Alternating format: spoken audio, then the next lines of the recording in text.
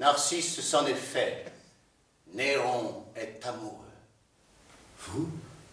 Depuis un moment, mais pour toute ma vie, j'aime. Que dis-je aimer? J'idolâtre Junie. Vous l'aimez? Excité d'un désir curieux, cette nuit je l'ai vue arriver en ces lieux.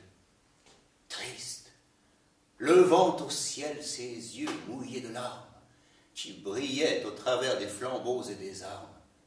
Belle, sans ornement, dans le simple appareil d'une beauté qu'on vient d'arracher au sommeil. Dis-moi, Britannicus l'aime-t-il? Quoi?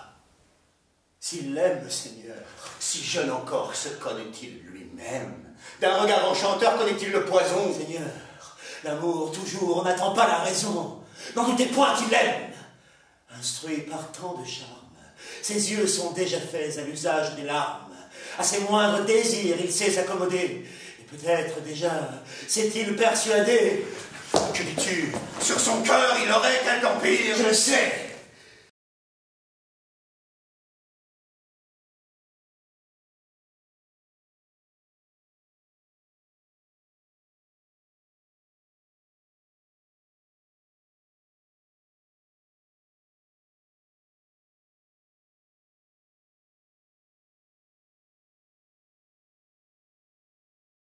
Je me vois dans le cours d'une même journée comme une criminelle amenée en ces lieux.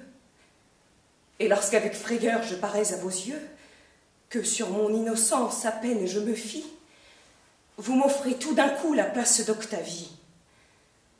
J'ose dire pourtant que je n'ai mérité ni cet excès d'honneur, ni cette indignité.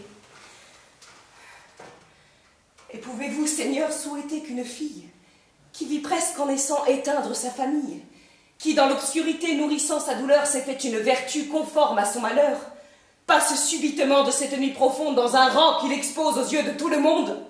On saura les chemins par où je l'ai conduit.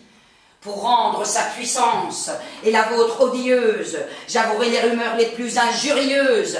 Je confesserai tout. Exil, assassinat, poison même. Madame, ils ne vous croiront pas. Ils sauront récuser l'injuste stratagème d'un témoin irrité qui s'accuse lui-même. Pour moi, qui le premier secondait vos desseins, qui fit même jurer l'armée entre ses mains, je ne me repens point de ce zèle sincère. Madame, c'est un fils qui succède à son père. Madame, au nom des dieux, cachez votre colère. Quoi? Pour les intérêts de la sœur ou du frère? Faut-il sacrifier le repos de vos jours?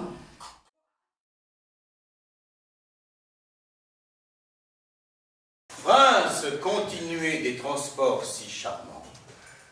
Mais il aurait aussi quelques grâces à me rendre. Ce lieu le favorise, et je vous y retiens pour lui faciliter de si doux entretiens. Je puis mettre à ses pieds ma douleur ou ma joie. Partout où sa bonté consent que je la vois. Et l'aspect de ces lieux où vous la retenez n'a rien dont mes regards doivent être étonnés. Me montre-t-il qui ne vous avertisse qu'il faut qu'on me respecte et que l'on m'obéisse? Nous ne nous ont pas vus l'un et l'autre élever, moi pour vous obéir, et vous pour me braver.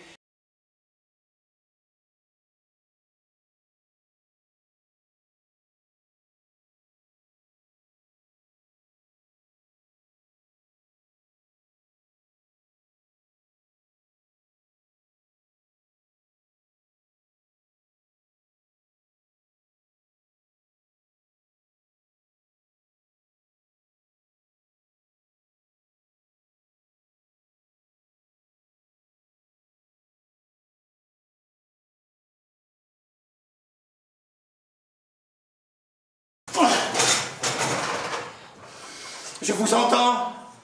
Eh bien, garde! Seul recours d'un ingrat qui se voit confondu par de nouveaux affronts, vous m'avez répondu. Aujourd'hui, je promets Junie à votre frère. Ils se flattent tous deux du choix de votre mère. Que faites-vous? Junie, enlevée à la cour, devient en une nuit l'objet de votre amour. Aussi bien, ces soupçons, ces plaintes assidues ont fait croire à tous ceux qui les ont entendus que jadis J'ose ici vous le dire entre nous. Vous n'aviez sous mon nom travaillé que pour vous. Mais Rome veut un maître et non une maîtresse. Il a fallu me rendre. Je ne veux point encore, en lui manquant de foi, donner à sa vertu des armes contre moi. J'oppose à ces raisons un courage inutile. Je ne l'écoute point avec un cœur tranquille. Ignorez-vous tout ce qu'ils osent dire?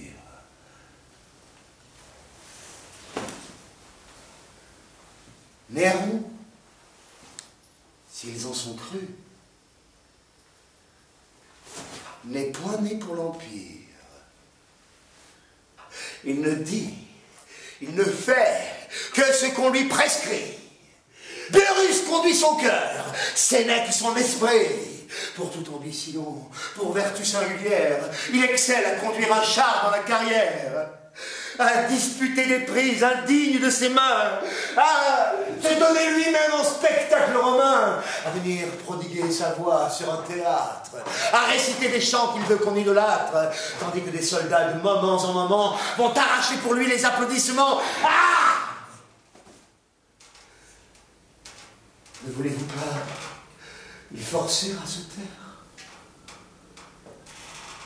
Bien, Narcisse. Allons voir ce que nous devons faire.